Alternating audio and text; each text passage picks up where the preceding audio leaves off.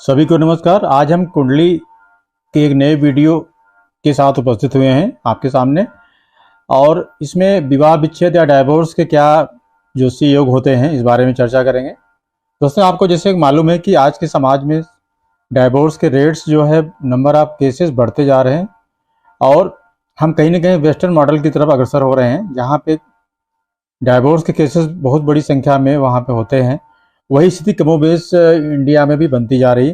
तो हम इस तरह के योग जो होते हैं इनका कुंडली में किस तरीके से जानें, और अगर ऐसे कोई योग हैं हमारी कुंडली में, जो नए शादीशुदा जोड़े हैं या जो जोड़े जो शादियां होनी हैं, इस तरह के केसेस में अगर ऐसे कुछ लक्षण या ऐसे कुछ योग हैं तो उनको कैसे पहले से ही प्रिकॉशन लेते हुए किस तरीके से उनको न्यूट्रलाइज किया जा सकता है, इस बारे में बात करेंगे। और यहाँ पर काल पुरुष की कुंडली भी है हमारे सामने, दो एग्जाम्पल चार्ट भी रखा है हमने कि इनको कैसे जो बात करेंगे, कैसे व्यक्तिगत चार्ट में कैसे अप्लाई करें उनको। उसके अलावा कुछ सूत्र भी यहाँ भी हैं। तो आइए हम इस वीडियो को शुरू करते हैं।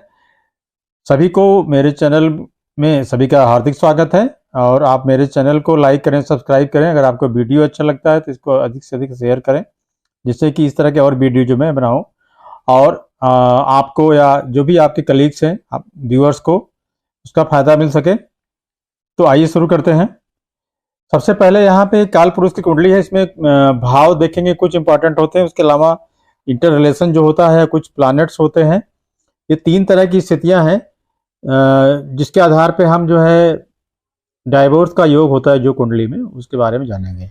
तो सबसे पहले जो सेपरेटिव प्लैनेट्स जिनको बोलेंगे कि जो अलग करते हैं जिन चीज़ों में जहाँ पे उनका प्रभाव पड़ता है, उस चीज़ों से अलग दूरियां बनाते हो, तो सन, सैटर्न, राहु और 12वां जो लॉर्ड होता है, मतलब 12वां घर का जो मालिक होगा, स्वामी होगा, ये चार प्लैनेट्स ऐसे होते हैं जो कि 7वें घर से अगर इनका कोई संबंध बन रहा है, 6ठे घर से बन रहा है, 8वें घर से बन रहा है और 4थे घर से बन रहा है, तब डाइवोर्स की स्थितियां ये लाते हैं, विवाह विच्छेद कराने की स्थिति निर्मित करते हैं। यहाँ पे हम बता दें, अपना असेंडेंट हो गया, पहला भाव हो गया है, दूसरा भाव ये है, तीसरा भाव ये है, चौथा भाव ये है, 5वां भाव ये है, छठा ये है, 7वां ये, 8वां ये, 9वां ये, 10वां ये, 11वां ये, 12वां भाव ये है। इस प्रकार कुल 12 भाव जो होते हैं कुंडली में, उसमें 1, 2, 3, 4, 5 भाव का इन डाइवोर्स के योग या इस तरह की स्थितियां जो कॉम्बिनेशंस होता है उससे सीधा जुड़ा हुआ है। विवाह विच्छेद या डाइवोर्स की बात करें तो अब इसमें हम अगला जो पहला सूत्र था हमने बता दिया कि ये जो प्लैनेट्स हैं चार तरह के, सन, सैटर्न, राहु और 12वें घर का जो ओनर है, 12वां राशि जो है लिखी है, उसका जो ओनर प्लैनेट होगा वो भी जो है सेपरेटिव प्लैनेट्स में आएगा जो है। इसके अलावा इनके जो डिस्पोजिटर हैं, मतलब जिस राशि में बैठे हुए हैं, वो भी थोड़ा इनका कम डिग्री में, लेकिन वो भी कहीं ना कहीं सेपरेटिव प्लैनेट का जो है रोल प्ले करते हैं। तो ये हो गया पहला सूत्र। दूसरा, चौथा घर ये होम होता है, और यहाँ पे इसमें जो महिलाओं के केस में देखा जाए तो उनके लिए ससुराल भी कहा जाएगा इसको। और ओवरऑल ये होम होता है। होम अगर घर में स्थिति हार्मोनी है, शांति है, पीस है, तब निश्चित तौर पे जो है शादी टिकाऊ होती है और डाइवोर्स की स्थितियां उत्पन्न नहीं होती हैं। लेकिन अगर चौथा घर किसी भी तरीके से अफ्लिक्शन में है, इसमें सेपरेटिव प्लैनेट जो चार तरह के हैं यहाँ बैठे हुए हैं, या उनका दृष्टि है, या चौथे घर का जो ओनर है 6ठे घर में आ गया है, तब भी डाइवोर्स की स्थितियां निर्मित करता है। छठा हाउस 7वां घर जो होता है, मैरिज का जो मेन हाउस होता है मैरिज का, इसी से देखा जाता है। तो मैरिज से ये 12वां है, means the loss of marriage का जो है 6 यहाँ से देखा जा सकता है। अगर यहाँ का लॉर्ड इस घर में आता है तो अन्य योगों को देखते हुए केवल एक योग से किसी भी तरह का कंक्लूजन निकालना, मैं बार बार बोलता हूँ, उचित नहीं है। आपको कई तरह का इसमें देखना पड़ेगा। हमने प्रयास किया है, क्योंकि केवल एक वीडियो से इतने बड़े टॉपिक को नहीं कवर कर सकते, लेकिन कुछ बेसिक चीज़ें मैं समझाने का प्रयास कर रहा हूँ आपको। और इसमें लोग इसको इतना भी अगर ध्यान देंगे तब भी काफ़ी कुछ उनको पता लग जाएगा। तो छठे घर में अगर 12वें घर का लॉर्ड अगर आता है, तब भी जो है डाइवोर्स की स्थिति निर्मित होती है, उसका कारण ये है कि ये घर जो होता है लिटिगेशन का होता है, लॉ का होता है, डाइवोर्स का होता है। डाइवोर्स को इसी से घर से देखा जाता है। तो उसको लीगल फ्लेवर देने के लिए किसी भी मैरिज को अगर उसका डिसोल्यूशन होना है, मैरिज अगर वो शादी तलाक में कन्वर्ट हो रही है, तो उसको लीगल स्टेटस जो है, जब तक डाइवोर्स या कोर्ट से आपको इस बारे में डिसीजन नहीं मिलेगा तब तक जो है वो डाइवोर्स नहीं माना जाएगा। इसलिए जो है इसका छठे घर का यहाँ पे महत्व है। सातवां घर जैसे कि मालूम है मैरिज का घर होता है, पार्टनरशिप का होता है। पार्टनरशिप भी एक तरह की मैरिज ही है, वो भी लीगल पार्टनरशिप, क्योंकि किसी भी तरह की जो प्रॉब्लम्स आती हैं तो कोर्ट में इशू जाता है, तो ये पार्टनरशिप का घर है और मैरिज का भी है।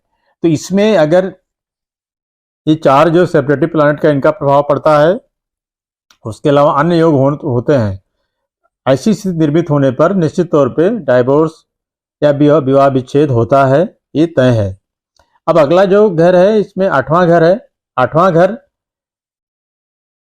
सबसे मेलेफिक घर माना जाता है, सबसे दुस्तान भाव ही माना जाता है। ये मिसफॉर्चून या दुर्भाग्य का घर माना जाता है। इसमें खराब स्वास्थ्य, वैवाहिक विघटन, या कह सकते हैं कि डेथ या गंभीर दुर्घटना, सारी जो ऐसी चीज़ें होती हैं जो कि दुर्भाग्य से जुड़ी होती हैं, वो इस यहाँ देखा जाता है। क्योंकि मैरिज से सेकंड हाउस है, तो महिलाओं के केस में मैरिज का गेन, मतलब कि मैरिज लाइफ के बारे में भी यहाँ जाना, लॉन्गेविटी ऑफ मैरिज भी यहाँ से देखते हैं महिलाओं के केस में, इसलिए इस घर का भी महत्व है। और चूंकि दुस्ताना भाव है, तो सेवंथ लॉर्ड अगर इसमें जाएगा तो निश्चित तौर पे जो है मैरिज के लिए अच्छा नहीं है वो, और अगर अन्य योग हैं तो वो तलाक के निर्मित करेगा। अगला जो हाउस है 12वां घर है। 12वां घर लॉस का होता है। सभी तरह का जो क्षय या लॉस या एक्सपेंडिचर होता है, इससे देखा जाता है।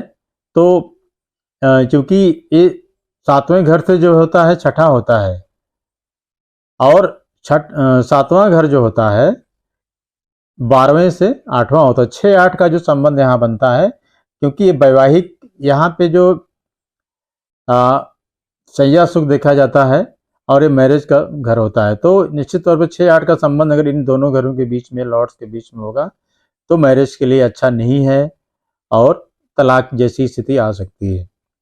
तो ये हमने जो घरों के बारे में बताया।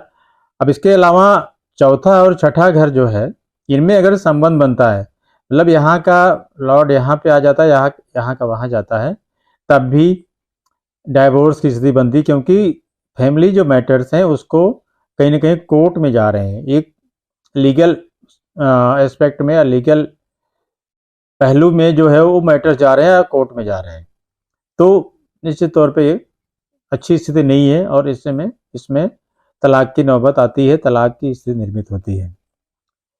अगला जो इसमें हमने सूत्र लिया है, चौथा और 12वें का रिलेशनशिप।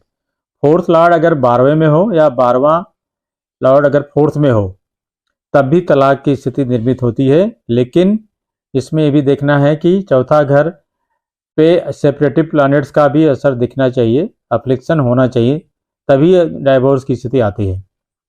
अगला जो फार्मूला है वो अफ्लिक्शन ऑफ वीनस। वीनस चूंकि मैरिज का कारक होता है, वैवाहिक सुख का कारक होता है, तो वीनस को हमें जरूर देखना चाहिए। वीनस अगर अस्त है, ज़्यादा अफ्लिक्टेड है, सूर्य और चंद्र के बीच में है, पाप कर्तरी योग में है, तब भी मैरिज को वीनस की ऐसी स्थिति मैरिज को नहीं चलने देती है और डाइवोर्स हो सकता है।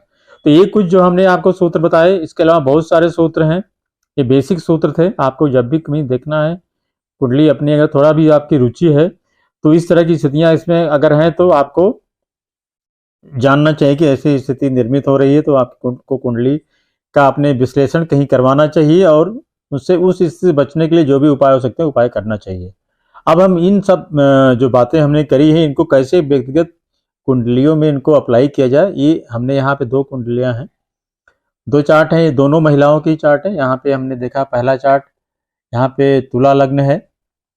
अब यहाँ पे 7th हाउस सबसे पहले देखते हैं, क्योंकि 7th हाउस ही मैरिज का होता है, और मैरिज का विवाह विच्छेद या डाइवोर्स के क्या योग बन रहे हैं ये देखना चाहिए अपने को।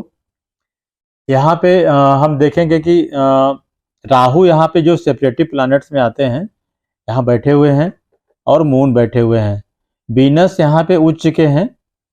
अब यहाँ वीनस के बारे में देख लें पहले। अगर वीनस यहाँ पे छठे घर में बैठे हुए हैं और एक तरफ इनके राहु हैं, एक तरफ सन है, तो कहीं ना कहीं वीनस जो है पाप कर्तरी योग में हैं और ये प्रताड़ित हैं या पीड़ित हैं, तो मैरिज के लिए अच्छा नहीं है।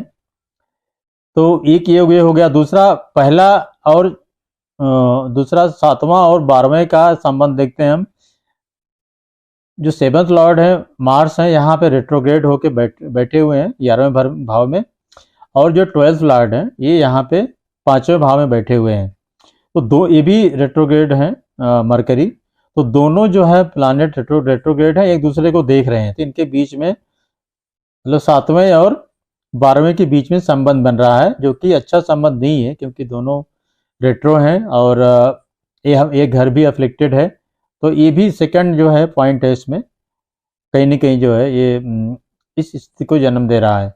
तो उसके अलावा और इसको कंफर्म करना हो, क्योंकि यहाँ जगह कमी की वजह से मैं D9 का चार्ट नहीं बना पाया हूँ यहाँ पे, तो आप इसको D9 में भी देख सकते हैं कि वहाँ पे क्या स्थिति है। वहाँ निश्चित तौर पे अगर तलाक की स्थितियाँ निर्मित हो रही हैं, अगर उसका कन्फर्मेशन हो रहा है तो 100% मान के चलें कि तलाक होकर रहेगा। तो ये पहली कुंडली हो गई अपनी ये। अगला जो अब यहाँ पे ये जो सैटर्न है यहाँ पे 10वें घर, ये भी रेट्रो होके बैठे हुए हैं, और लेकिन इस लग्न में योग कारक होते हैं और अपने घर को देख भी रहे हैं।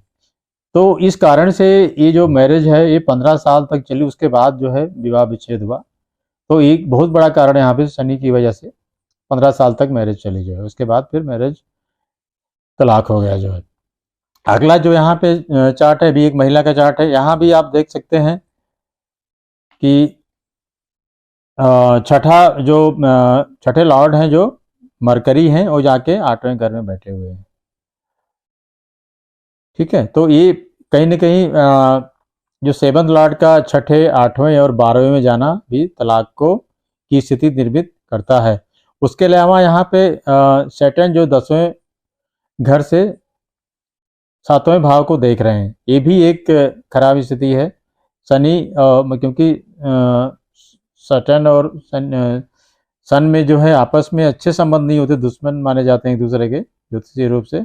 तो यहाँ पे देख रहे हैं ये भी अपने आप में जो है ऐसी स्थिति तलाक की निर्मित हो रही है। सन का यहाँ पे पोजीशन देखिए, ये भी सेपरेटिव प्लैनेट में आते हैं। अपने आप में सन जो है जहाँ बैठते हैं वहाँ पे कुछ चीज़ों को हानि करते हैं। तो यहाँ पे जो कि मैरिज का हाउस है, तो निश्चित तौर पे जो है और भी योग यहाँ पे दिख रहे हैं, तो मैरिज के लिए अच्छा इनका बैठना यहाँ पे नहीं है। उसके अलावा यहाँ पे मार्स, मंगल, वो भी मिथुन राशि में, क्योंकि बुध और मंगल में दुश्मनी है, मतलब मंगल बुध को अपना शत्रु मानते हैं। तो शत्रु की राशि में यहाँ चौथे घर में बैठे हुए हैं और चौथे घर से 7वें भाव को देख रहे हैं, जो वहाँ भी जो है छठी राशि है, मतलब कि बुध की राशि है। ये योग भी एक हो गया जो मैरिज लाइफ के लिए अच्छा नहीं है। इसलिए इस महिला का भी तलाक हुआ और इस महिला का तलाक तो 5 साल में ही हो गया। तो इस तरीके से हमने प्रयास किया कि आपको कुछ इसमें बताएं कि किस तरह से विवाह विच्छेद का योग कुंडली में देखना चाहिए। और आज कहीं ना कहीं ये एक बहुत बड़ी समस्या बनती जा रही है। बहुत सारे लोगों के क्वेश्चंस आते हैं, क्वेरीज आती हैं, फोन आते हैं कि उनके वैवाहिक जीवन में समस्याएं चल रही हैं, क्या उपाय है, ऐसा क्यों हो रहा है। तो निश्चित तौर पे आप कुंडली का एनालिसिस करिए, उसके बाद इसको देखिए क्या उपाय इसमें हो सकता है। इसको आने वाले वीडियोज में हम आगे आपको बताएंगे कि किस तरह से इस चीज़ को हम आगे